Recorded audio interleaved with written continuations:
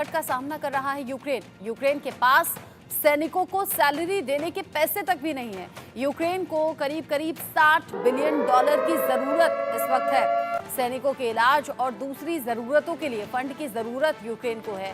पहले भी आर्थिक संकट का सामना कर चुका है यूक्रेन। राष्ट्रपति व्लादिमीर ज़ेलेंस्की ने अमेरिका से मदद मांगी है। रूस यूक्रेन के बीच करीब 2.5 साल से ये युद्ध चल रहा है और इस युद्ध में यूक्रेन ने बड़ी तबाही झेली है। और अब जानकारी है कि बड़े आर्थिक संकट से इस वक्त यूक्रेन जूझ रहा है। 2.5 साल से युद्ध चल रहा है। ऐसा नहीं है कि यूक्रेन की वजह से ही ये युद्ध जारी है। नेटो देश और अमेरिका लगातार जो सपोर्ट यूक्रेन को कर रहे हैं उसकी वजह से ये युद्ध जारी है। यूक्रेन को करीब $60 बिलियन की मदद अब चाहिए, जरूरत है सैनिकों के इलाज के लिए, दूसरी बाकी जरूरतों के लिए ये पैसों की जरूरत अभी यूक्रेन को है। ऐसे में राष्ट्रपति व्लादिमीर ज़ेलेंस्की ने अमेरिका से मदद मांगी है।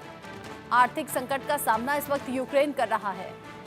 रूस और यूक्रेन के बीच इस युद्ध की स्थिति में जिस तरीके से ज़ेलेंस्की और मोदी की मुलाकात हुई, फिर पुतिन और मोदी मिले, फिर उसके बाद में यूक्रेन के दौरे पर जब पीएम मोदी गए वहां ज़ेलेंस्की से मुलाकात हुई और अब इटली की पीएम जॉर्जिया मेलोनी से भी व्लादिमीर ज़ेलेंस्की की मुलाकात हुई है। और अभी ताज़ा बयान में मेलोनी ने कहा है कि अगर ये युद्ध कोई रुकवा सकता है तो वो भारत है, यानी कि प्रधानमंत्री मोदी से उम्मीद जताई है। और यहाँ ये जो संकट है ये अलग तरीके से यूक्रेन की मुश्किलें बढ़ा रहा है।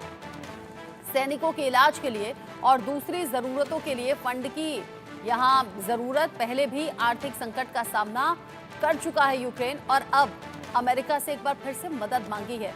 जैसे मैंने इससे पहले भी कहा कि अमेरिका नेटो देशों की तरफ से जो मदद अब तक यूक्रेन को पहुंचाई गई है उसी का नतीजा है कि यूक्रेन युद्ध में बना हुआ है, वरना यूक्रेन कब का हार मान चुका होता या फिर घुटने टेक देता रूस के सामने।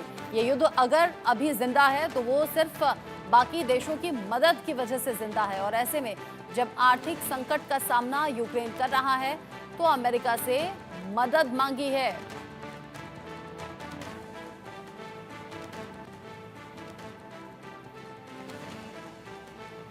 बड़ी खबर इस वक्त की रूस यूक्रेन युद्ध से जुड़ी हुई है। यूक्रेन अलग अलग तरीके से चुनौतियों का सामना कर रहा है। व्लादिमीर ज़ेलेंस्की जो पीछे नहीं हटे, नतीजा फिर ये हुआ कि युद्ध छिड़ा और 2.5 साल से ये युद्ध जारी है।